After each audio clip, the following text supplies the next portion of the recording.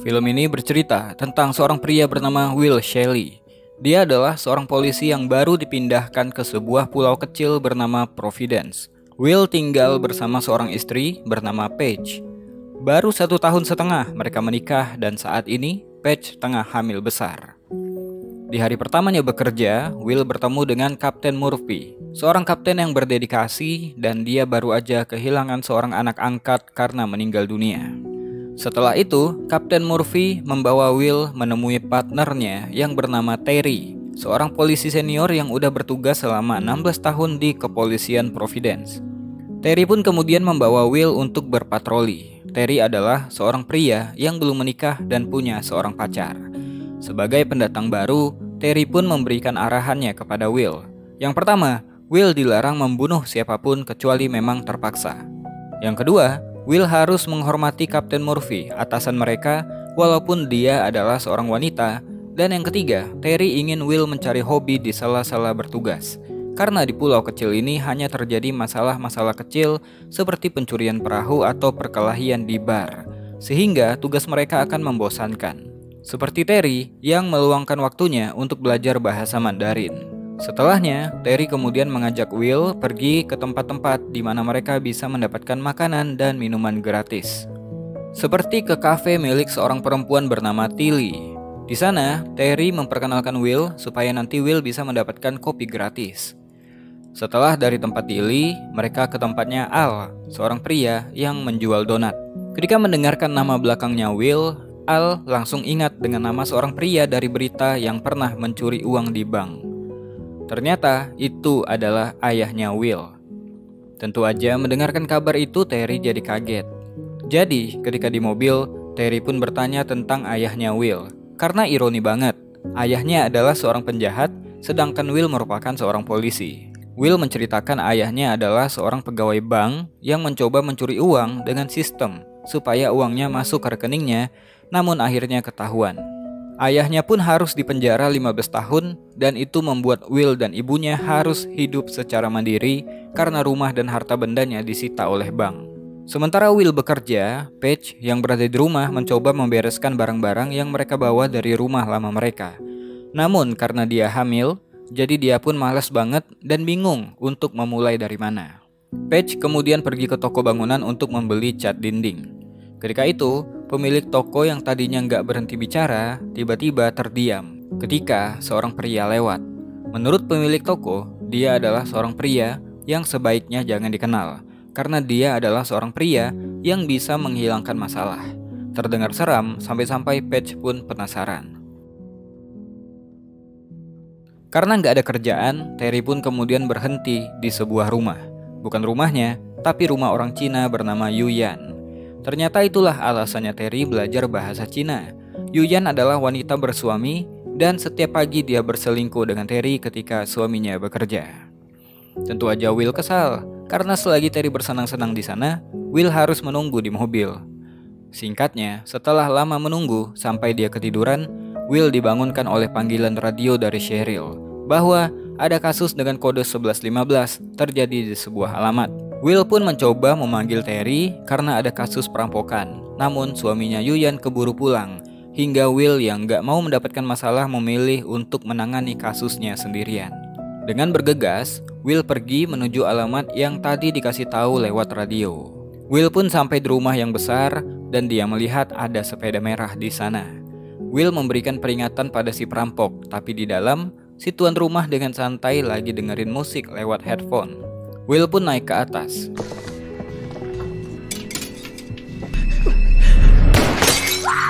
Wanita bernama Virginia ini pun marah karena Will hampir saja membunuhnya.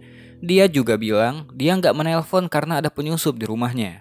Virginia pun kesal hingga dia menghajar Will dan memiting kepalanya. Sampai akhirnya Will kehabisan nafas dan mereka berdua pun jatuh.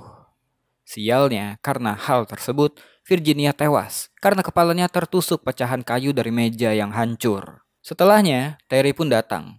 Terry menyalahkan Will karena nggak memperingatkan suami Yuyan yang datang. Namun, Will punya masalah yang lebih besar. Ketika Terry mengecek ke dalam, dia nggak percaya apa yang udah dia lihat. Will menjelaskan dia mendapatkan panggilan 1115. Will mencari perampok namun kaget karena Virginia memegang pisau. Terry pun memarahinya karena kode 1115 adalah pelanggaran tindakan seksual di dalam mobil. Will pun kacau banget karena salah mengartikan kode panggilan. Apalagi Virginia adalah istri dari seorang pria paling kaya di pulau ini bernama Wallace. Terry juga kesal karena dia nggak bisa melaporkan Will karena dia jadinya ketahuan udah bercinta dengan warga sipil di saat waktu kejadian. Dia bisa dipecat juga.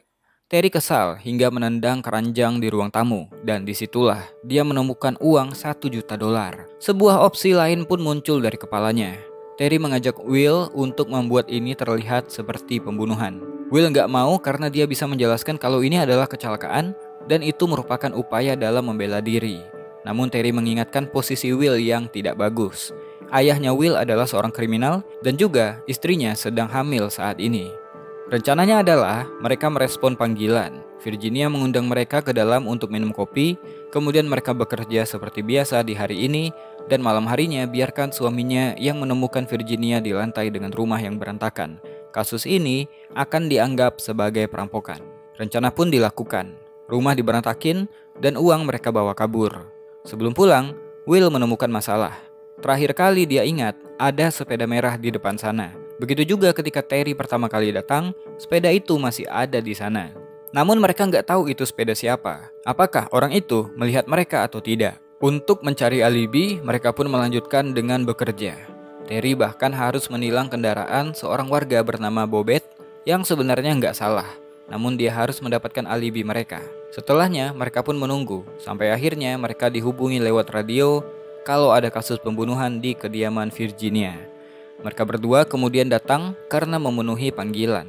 Di sana, udah ada Kapten Murphy berbicara dengan Wallace, suaminya Virginia. Wallace mengatakan kalau mereka punya tukang kebun dan pelayan.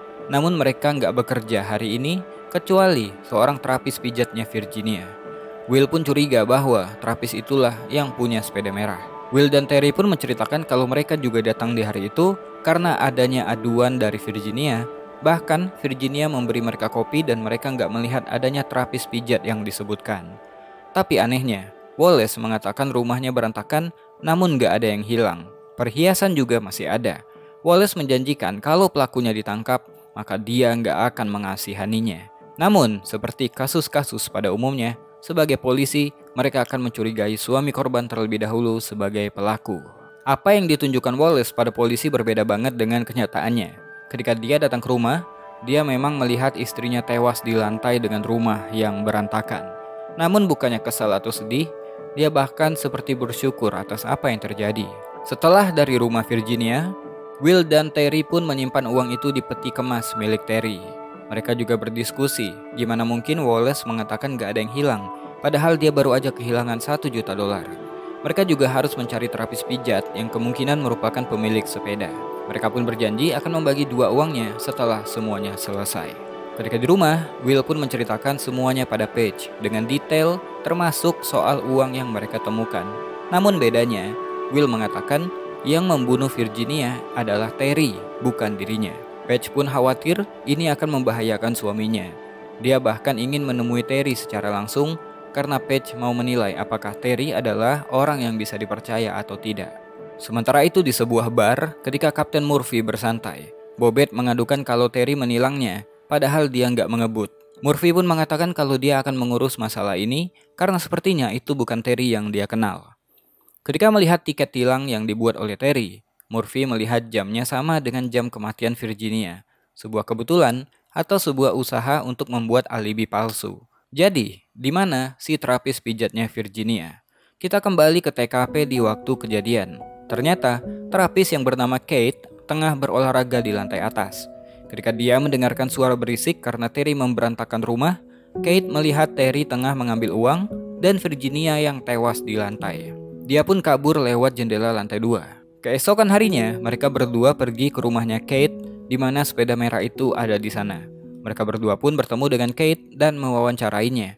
Dari wawancara itu diketahui kalau Kate gak cuma memberikan terapi, tapi kadang-kadang juga harus menari untuk menghibur Virginia yang kesepian. Selain itu, Kate mengatakan dia pulang jam 12 siang dan diantar jemput oleh ibunya karena dia nggak bisa menyetir. Will dan Terry menganggap Kate mungkin melihat yang sebenarnya, tapi apa yang dia lakukan pada Virginia membuatnya akan lebih dicurigai. Namun mereka nggak tahu kalau Kate dan ibunya merencanakan sesuatu.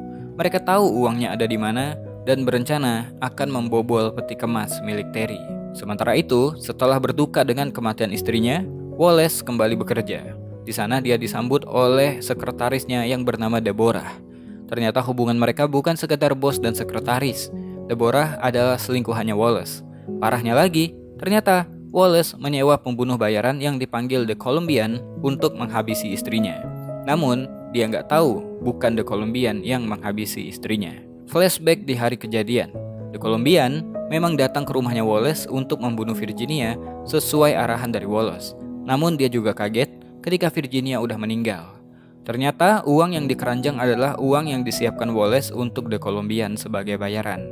Namun tentu aja uang itu udah nggak ada lagi di sana ketika The Colombian datang. Lagi asik ngobrol, pembunuh bayaran itu menelpon Wallace. Dia menyuruh Wallace untuk menemuinya malam ini. Wallace pun kaget karena seharusnya urusannya dengan si pembunuh bayaran udah selesai. Malam itu, Wallace menemui The Colombian. Wallace pun diberitahu kalau dia belum mendapatkan uangnya. Selain itu, dia mengatakan pada Wallace kalau istrinya udah terbunuh ketika dia datang. The Colombian mengira Wallace menyewa orang lain, seorang pembunuh bayaran lain yang dipanggil The Irishman. Wallace mengatakan kalau dia nggak menyewa The Irishman, namun dia jadi tambah bingung. Kalau bukan The Colombian yang menghabisi Virginia, lalu siapa yang membunuhnya dan mengambil uang $1 juta? Namun, The Colombian tetap meminta uangnya karena dia udah meluangkan waktunya di hari itu. Wallace pun diberi waktu 2 hari untuk mendapatkan uangnya, dan jika tidak, maka Wallace tahu apa yang terjadi. Di hari libur, Terry diundang ke rumahnya Will. Tentu aja itu dikarenakan Paige ingin mengenal Terry, apakah dia adalah orang yang bisa dipercaya atau tidak.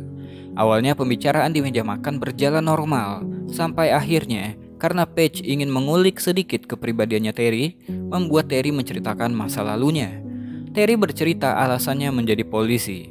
Itu dikarenakan ketika di sekolah dulu dia menjadi korban bully, sehingga dia ingin menjadi kuat dengan menjadi polisi. Suatu hari ketika bertugas, dia melihat orang yang membulinya dulu.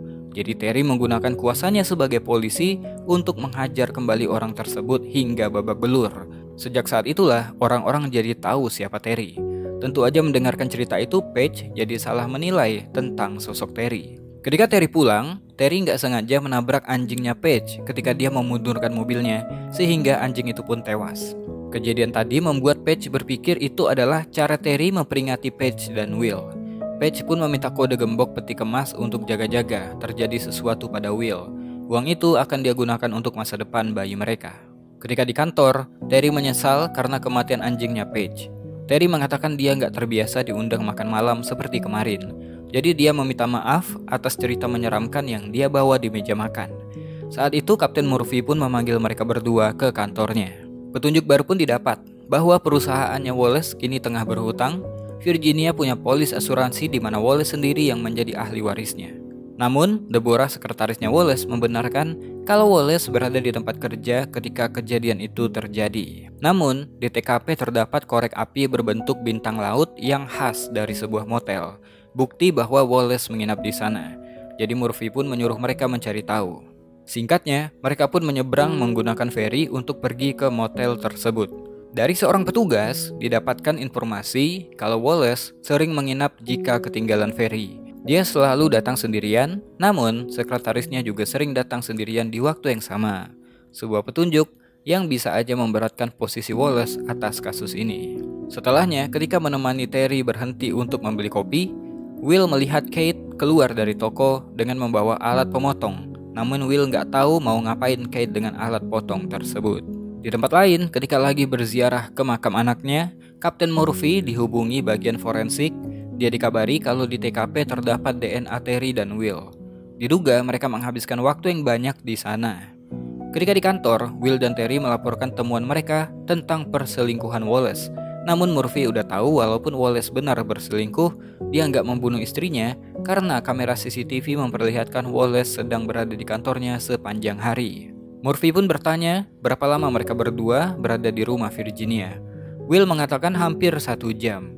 Karena ketika Will menceritakan tentang kehamilan Paige, Virginia menahan mereka dan berbicara lebih banyak tentang kehamilan. Alasan yang bagus dari Will sehingga hilanglah kecurigaan Kapten Murphy pada mereka. Kapten Murphy pun menyuruh Will untuk segera ke dokter, mengingat sakit mata yang Will derita udah makin parah. Sementara Will ke dokter, Terry punya rencana lain. Di jalan, dia memberhentikan Paige yang lagi mengendarai. Dia pun meminta maaf atas kematian anjingnya Paige di malam tadi. Namun, apapun yang Terry katakan, itu membuat Paige semakin curiga pada Terry. Di siang itu, Paige kembali ke toko bangunan, bukan untuk membeli cat, melainkan untuk mengambil nomor telepon The Irishman. Jadi dengan memberanikan dirinya, Paige pun mencoba menghubungi The Irishman untuk bertemu. Di saat yang sama, Kapten Murphy mendatangi rumah Will untuk bertemu dengan Paige. Sebagai atasan yang baik, udah wajar kalau dia ingin mengenal anggota keluarga bawahannya. Mereka berdua pun saling bercerita. Ketika Paige menantikan seorang anak lahir, Kapten Murphy baru aja kehilangan anak. Sehingga mereka berdua tahu betul apa pentingnya kehadiran anak di tengah-tengah mereka.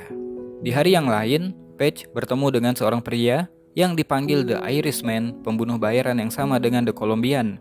Namun mereka berdua udah berbagi daerah pekerjaan masing-masing. Di sana, Paige meminta bantuan The Irishman untuk membunuh Terry karena keberadaan Terry yang mengancam keluarganya. Tentu aja The Irishman meminta bayaran yang lumayan karena yang akan dia bunuh adalah seorang polisi. Setelah dari pertemuan itu, Paige pergi ke peti kemas. Karena dia udah tahu kombinasi kunci tersebut, Paige pun terkejut karena uangnya benar-benar ada di sana. Dia pun mengambil semuanya. Setelahnya, dia pergi ke sebuah tempat di mana dia mengantarkan uang itu untuk The Irishman. Ketika di rumah, Paige gak bilang apa-apa terkait rencananya dan dia juga gak menceritakan kalau dia udah mengambil uangnya. Di tempat kerjanya, Wallace mengatakan mungkin dia akan menjual seluruh asetnya untuk membayar hutangnya pada The Colombian. Namun Deborah gak setuju. Pilihannya cuma dua, menjual asetnya atau mencari keberadaan uang $1 juta itu. Seketika, Wallace teringat dengan Kate. Dia mencurigai Kate yang mengambil uang tersebut. Jadi saat itu, mereka pun langsung ingin melabrak Kate di rumahnya. Sementara itu, ketika berada di rumah, Terry tiba-tiba diserang oleh seseorang. Tentu aja itu adalah The Irishman yang disewa oleh Paige. Terry mencoba melakukan perlawanan dan hampir saja terbunuh. Untung aja, Yuyan waktu itu datang dan menyelamatkan Terry dengan menembakkan tombak pancing kepada Irishman. Dia pun selamat dari upaya pembunuhan. Ketika ingin tidur, pikiran Will seakan-akan menghubungkan segala sesuatunya. Dia pun tersadar bahwa mungkin Kate tahu keberadaan uang itu dan ingin mengambilnya. Jadi Will pun langsung bergegas pergi menuju kediaman Kate. Di sana, Will melakukan pengintaian. Sayangnya Terry nggak bisa dihubungi karena HP-nya yang nggak aktif. Ketika Kate ingin pergi, di saat yang sama, Wallace pun datang menanyakan uang $1 juta. Kate yang takut karena diancam oleh Wallace mengatakan kalau polisi yang mengambil uang tersebut. Melihat anaknya diancam, ibunya Kate langsung menembak Wallace dengan shotgun. Deborah pun keluar dan menembak ibunya Kate dan juga menembak Kate dengan brutal. Pembantaian pun terjadi di sana. Kejadian ini akan mengarahkan kasus ke arah yang gak disangka-sangka. Will pun senang dan pergi dari sana. Namun yang Will nggak tahu, selain Deborah yang mendengarkan info kalau uangnya ada pada polisi, ada orang lain juga yang mendengarkan informasi itu, yaitu The Colombian. Will pun pulang ke rumah, dia menemukan Terry yang terluka parah. Namun Terry mencurigai Will kalau Will yang mengirim pembunuh bayaran ke rumahnya. Will pun menceritakan pembantaian yang dia saksikan barusan dan mereka akan bebas setelah ini. Namun Terry nggak mempercayainya. Dia pun menyuruh Will masuk ke dalam mobil. Mereka berdua pun kemudian pergi ke peti kemas. Di dalam mobil, Will mengatakan ini adalah kesalahan dan dia nggak mengambil uangnya. Di saat yang sama, Kapten Murphy yang lagi bekerja di rumah mendapatkan laporan kalau Terry membawa mobil dinas di luar jam kerja. Ketika GPS-nya dicek, Kapten Murphy pun berencana untuk mencari tahu. Di peti kemas, Will membuka pintu dan dia pun kaget karena uangnya nggak ada di sana. Tentu aja, Will nggak tahu kemana uang tersebut.